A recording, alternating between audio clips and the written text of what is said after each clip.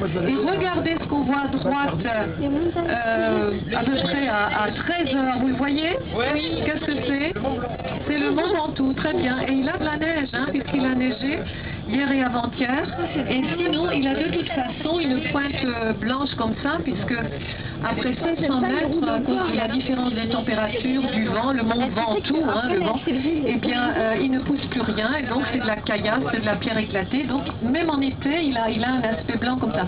Mais là, c'est sûr, il a de la neige, et on peut d'ailleurs faire du ski là-haut. Donc, le Mont Ventoux, il n'a pas tout à fait 2000 mètres de hauteur.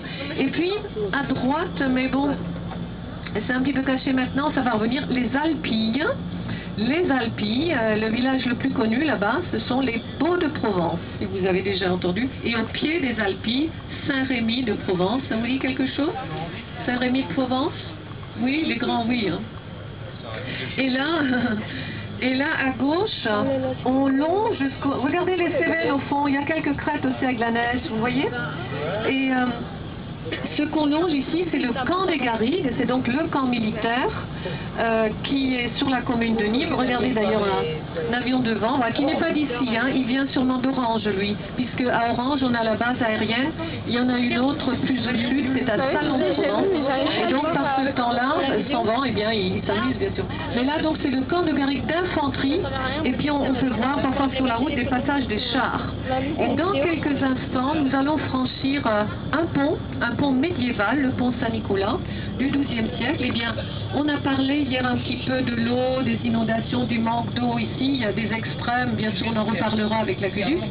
Eh bien, en 2002, ou 2005, je ne sais plus, une des deux, eh bien, l'eau du Gardon que vous allez voir en dessous, puisqu'il est sur le Gardon, hein, la rivière où se trouve aussi le pont du Gard, à quelques kilomètres plus bas sur notre droite, hein, en aval, eh bien l'eau du Gardon, avec l'inondation, était au-dessus de ce pont et a arraché le parapet au-dessus, et vous allez voir que le parapet est neuf, puisqu'il a été refait donc quelques temps après. Donc imaginez un petit peu cette crue hein, qui revient maintenant régulièrement, puisque les extrêmes du climat maintenant se concentrent généralement avril, septembre, octobre à l'équinoxe, et puis les étés évidemment de plus en plus chauds, de plus en plus secs, les hivers aussi de plus en plus secs, peut-être pas doux mais secs. Alors regardez à gauche aussi, on voit contrefort des Cévennes. Voilà, regardez devant, ça c'est le mont Lozère, on dirait qu'on peut le toucher, hein, il est tout près.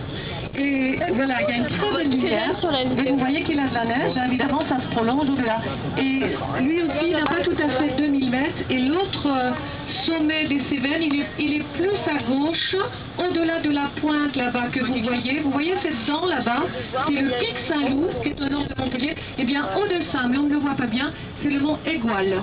Hein, c'est l'autre sommet qui a à peu près 1500 mètres de hauteur, et c'est là-bas donc que beaucoup de rivières prennent leur source. Regardez le mont Lozère là, c'est un massif en fait, hein, comme ça.